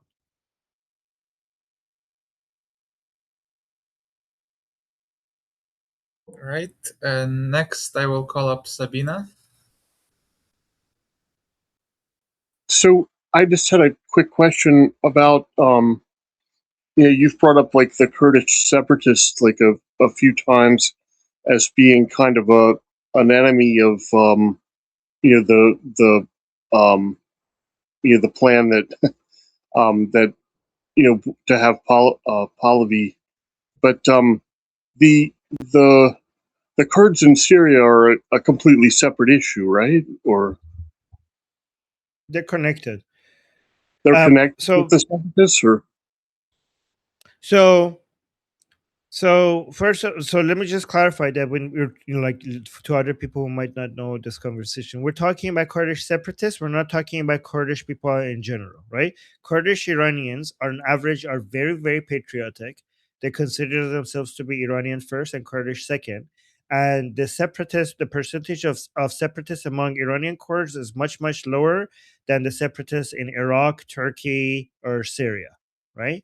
So it's much, much lower. The vast, vast majority of Iranian Kurds are pro Pahlavi, pro Iran, pro border integrity, and they consider themselves Iranian and they will fight for Iran and they will fight against the Kurdish separatists. And the Iranian Kurds consider the Kurdish separatists among them to be the enemy of Iran. And they will fight them. It wouldn't. The rest of Iran doesn't even wouldn't even get a chance to fight them because the Kurdish Iranians will deal with them before we get the chance, right? So that's that. Yeah, what about but the people. yeah, Yep. sorry. What about Turkey? I've heard that Turkey is like an doesn't want Iran to be free too. Well, let me actually address the first question that Okay, you had before I sure. go to the. Yeah, so Okay. the Kurdish separatists of these four countries, they want a country called Kurdistan that has a piece of all of these four countries, right? So they do see the project is they have this delusion of them have being united across these four countries for a Kurdistan that takes part of Iran, part of Syria, part of Turkey, and part of Iraq. They're delusional because they can't even talk to each other. They kill each other all the time, right? They like at least the separatists in Iran, the Kurdish separatists in Iran, they have killed more Kurds than they have killed any other people. They have okay, and also there was a video that came out of Iran from I think three or no, no, three or four Kurdish women that wanted to demonstrate how Iranian they are, and they were speaking Kurdish, and none of them could understand each other, right? None of them could understand the Kurdish dialect of each other, and the only way for them to communicate with each other was to speak Persian. And they recorded this and put it on Instagram to show how they're Iranian because their Kurdish language could not even be understood. All three of them, when they were like, each one of them was speaking Kurdish. The other two are like, I have no idea what you're saying, right? Until they spoke Persian. So yeah, their bond is through Iran. Their bond is through the Persian language. But what was your other question? It was about like Turkey. Is Turkey like an enemy or an ally to Iran? Well, not Turkey the country, but I've heard that Erdogan. Turkey doesn't want Iran to be free because it would like diminish their role Yes. in the area. Well, I mean, Turkey as a country is not the enemy, but Erdogan, the government in Turkey is definitely the enemy, and he doesn't want the Islamic Republic to fall. And right now, as we're speaking, he's doing everything to try to keep them in power, because yes, it does diminish their leverage, it does diminish their power, it does diminish many of the advantages they have right now in the region. So they're basically right now they're trying to get Trump and the Islamic Republic to talk. They're trying to act like as the mediator because they're trying to stop the war. Okay, that's what I wanted to ask. Yeah, it's very important to me for me to say that we're not like we don't consider. I mean, at least I don't consider Turkish people, the country of Turkey, to be the enemy. But Erdogan, yes, he's the enemy. He's the enemy of Iran. I mean, Well, obviously, Jake he's the enemy of Jake Turkey as well. Uger is an enemy, but um, I mean, but yeah, I mean, I consider him to be the enemy of Turkey as well. Just to be clear. right. So next, I'm gonna call up Uncle Coping. Wait, Jeffrey, let me see. Jeffrey, I think wanted to add something to that. I think yeah, go on. Turkey under Erdogan. I mean, I would contend my read on it is Erdogan is not supportive of a free, secular, democratic Iran because it would be an existential threat to his own regime and Turkey's regional leverage. I mean, if one ideological authoritarian regime falls, it might lower the survival odds for others. The Mullah regime is, well, so he's been playing both sides, including like support for Ukraine, and he's kind of like a very, I hate using this term because I left adulterated it, problematic member of NATO, for playing both sides. So it seems like it's not out of loyalty, it's out of fear of contagion, competition, regional competition, and the collapse of an Islamist legitimacy across the region. I mean, so Turkey of today is nothing like the Turkey that existed during the time of Prince Turk Ataturk. Like, it's nothing like that anymore because of a lot of the Islamic fundamentalists that have filtered in to Turkey, because Turkey's having a hard time controlling its borders. That's at least one of the reasons. I can see why, well, that problematic relationship is tragically bearing itself out operationally here.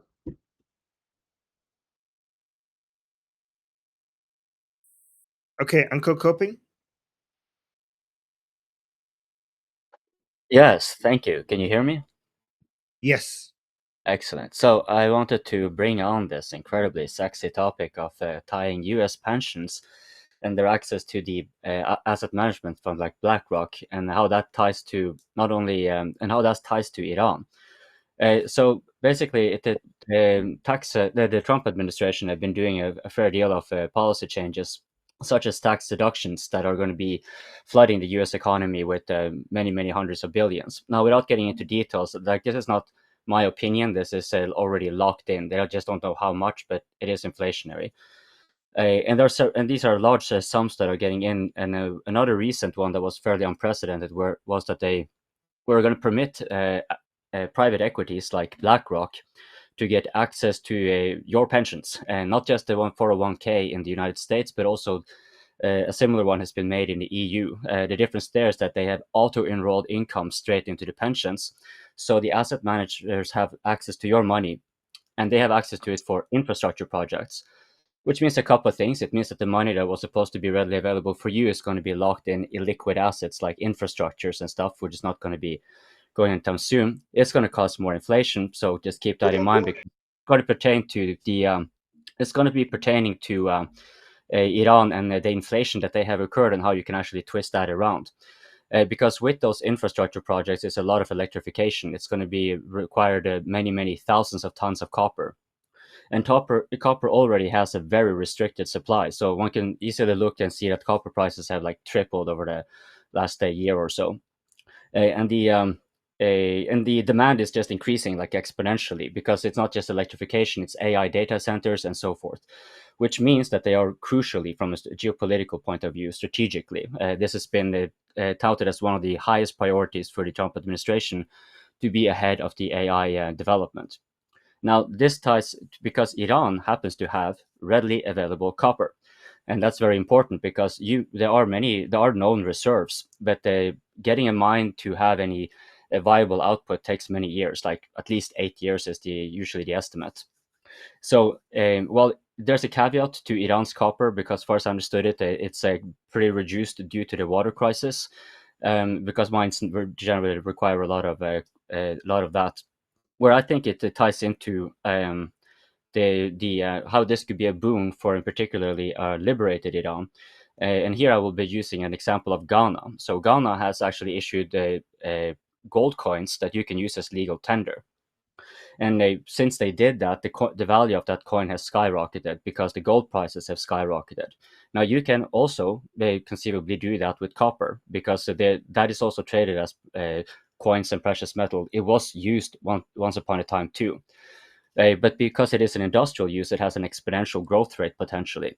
Now, in the context of Iran, if they were to do something similar to of course, the higher copper prices means higher revenue. So if the Islamic Republic manages to stay in place, they could conceivably make an arrangement with the Russians and Chinese, and that could keep them. That would actually strengthen them.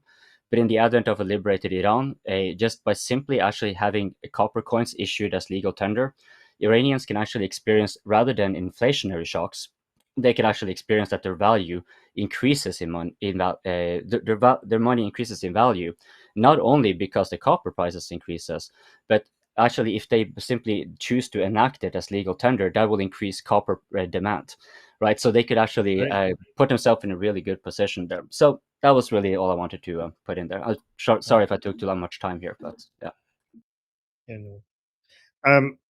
Just really quickly, I just want to say, like, I believe that what creates wealth in a country and stability is wealth generation, and whatever is the solution. I think as long as you have free markets, like, and I rarely believe in coming up with a solution. I think what we need is stability and low regulation, and usually the best answer will present itself in a competitive free environment. That's my philosophy, but I don't want to get into that too much because I think a lot of people might find this too possible thing happen boring. because the U.S. interests are very tied to copper, so that's why I said Yeah, it. So.